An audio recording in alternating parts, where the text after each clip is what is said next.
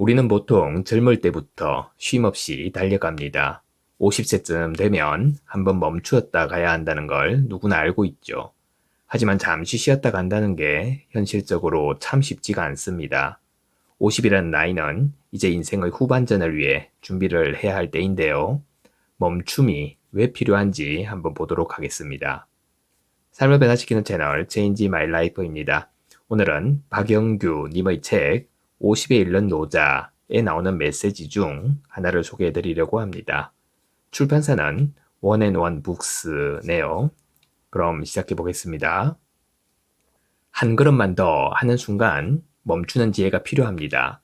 도덕경에 보면 지족불욕, 지지불태라는 말이 있죠. 만족할 줄 아는 사람은 지옥을 당하지 않고 적당할 때 그칠 줄 아는 사람은 위태로움을 당하지 않는다라는 뜻입니다. 허준의 동의보감에는 다음과 같은 내용이 있습니다.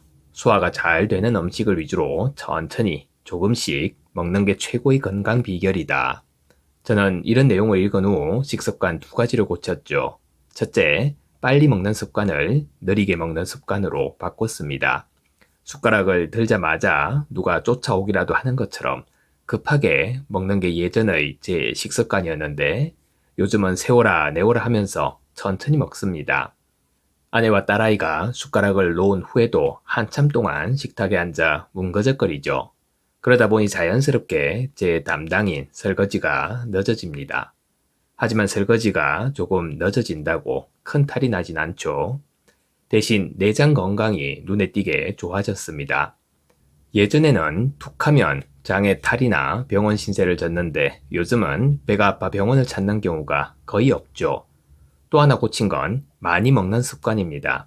예전에는 배가 부르다는 느낌이 완전히 들 때까지 숟가락을 놓지 않았는데 요즘은 배가 부르다는 느낌이 들기 전에 숟가락을 놓습니다. 밥의 양을 3분의 2로 줄이고 식사 후 과일을 먹을 때 하나만 더 먹고 그만 먹어야지 라는 생각이 들면 바로 손에서 포크를 내려놓습니다. 간단한 원칙 같지만 이 습관이 가져다주는 효과가 매우 큰 것 같습니다. 속이 더부룩한 느낌이 확실히 줄었고 자고 일어난 후 속이 불편한 증상이 많이 사라졌죠. 식습관 개선과 함께 식사 후 곧바로 자리에 눕거나 소파에 앉는 습관도 고쳤습니다. 대신 거실과 안방, 복도를 왔다 갔다 하면서 10여 분 정도 걷죠. 그런 후 악력기나 아령 같은 기구를 들고 간단히 근력 운동을 합니다. 허준은 동의보감에서 식사를 마친 후 100걸음을 걷는 것만으로도 많은 질병을 예방할 수 있다라고 하였습니다. 겨우 100걸음으로 라는 생각이 들 수도 있겠지만 따라해보니 허준의 말이 과히 빈말 같진 않습니다. 100걸음이라는 걸음 수가 중요한 게 아니라 식사 후 신체의 모드를 정지 상태에서 활동 상태로 바꾼다는 게 중요한 것 같습니다.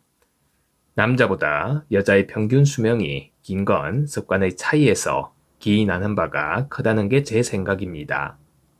식사를 끝낸 후 여자들은 대개 설거지를 하거나 부엌, 바닥 청소를 하느라 몸을 움직이죠. 남자들은 대개 소파에 앉아 텔레비전을 보거나 일찌감치 자리를 깔고 눕기도 합니다. 요즘에는 그런 풍경이 많이 사라졌지만 예전에는 어느 집 할 것 없이 흔하게 볼 수 있는 풍경이었죠. 식사 후 신체 모드를 정지 상태로 두느냐 활동 상태로 두느냐의 차이가 평균 수명 4, 5년의 차이를 결정짓는 요인으로 작용하는 겁니다. 아버지와 어머니의 경우를 떠올리면 맞는 것 같습니다. 아버지는 전형적인 식사 후 정지 모드셨고 어머니는 그 반대셨죠. 아버지는 옛날 드라마에서 많이 봤듯 식사가 끝나면 곧바로 곰방대를 입에 물곤 잿더리 가져오느라 하고 호령하던 유형이셨고 어머니는 식사 전후 부엌에서 부지런히 몸을 움직이는 유형이셨습니다.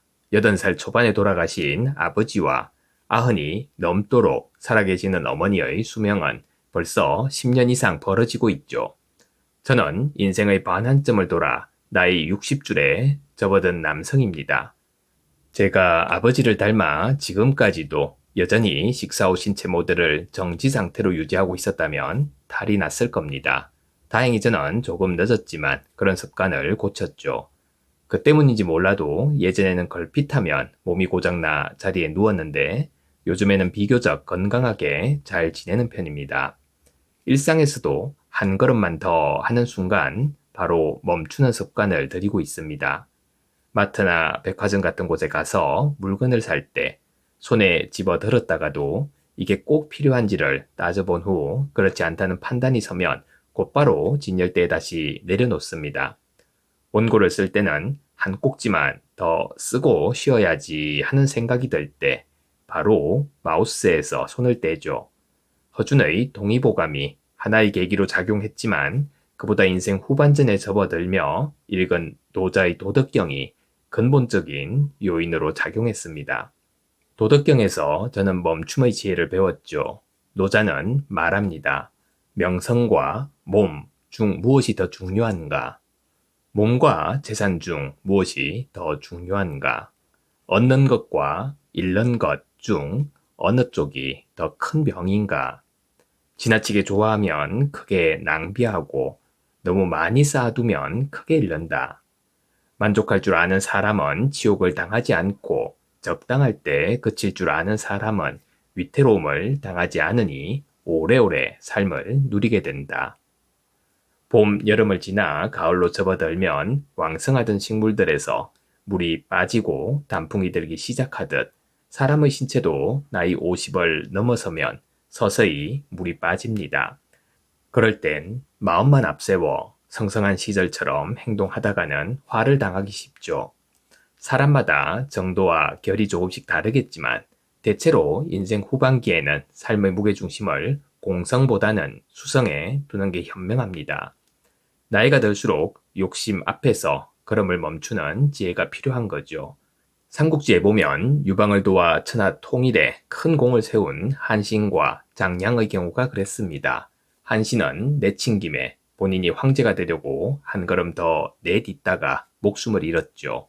화는 한신 한 사람에 그치지 않았고 일가 친척이 모두 멸문지화를 당했습니다. 장량은 한신과 거꾸로 처신하였죠. 유방은 장량의 공로에 걸맞게 큰 규모의 시급을 주겠다고 하였습니다.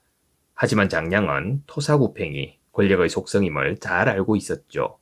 그래서 큰 규모의 시급을 마다하고 중간 규모의 시급을 자청하였던 겁니다. 지방으로 내려간 후에는 주민들의 민생을 살피는 데만 열중했을 뿐 중앙정치 무대에는 일체의 발걸음을 내딛지 않았죠. 멈춤의 지혜를 발휘한 장량은 인생 후반기에 일신의 안락을 도모하며 유유자적하는 삶을 살았습니다. 한 걸음의 차이가 이렇게 큰 차이를 만드는 겁니다. 생사를 가르기도 하고 한신과 장량의 예처럼 역적으로 남을지 충신으로 남을지를 가르기도 하죠. 그랜드 캐년의 경치가 아무리 좋아도 벼랑 끝에 선 걸음을 멈춰야 하는 겁니다. 그렇지 않고 한 걸음만 더 하는 마음으로 앞으로 나아가다가는 절벽 아래로 떨어져 목숨을 잃을 수 있죠. 정치인들이나 공직자들, 기업인들 가운데 한 걸음만 더 하다가 평생 쌓아올린 명성과 재물을 하루아침에 잃어버리는 사례를 얼마나 많이 볼 수 있나요? 그들은 노자의 말처럼 만족할 줄 몰라 치욕을 당하고 적당할 때 그칠 줄 몰라 위태로움에 처하는 겁니다. 저도 한때 그렇게 살았죠. 하지만 지금은 삶의 모델을 바꿨습니다. 인생 후반전 제 삶의 속도를 늦추고 욕심이 차오를 때 멈추는 습관을 들이니 비로소 다른 세상이 보이기 시작하였습니다. 감사합니다. 매일 아침 소중한 메시지를 전해드립니다. 구독과 좋아요 부탁드립니다.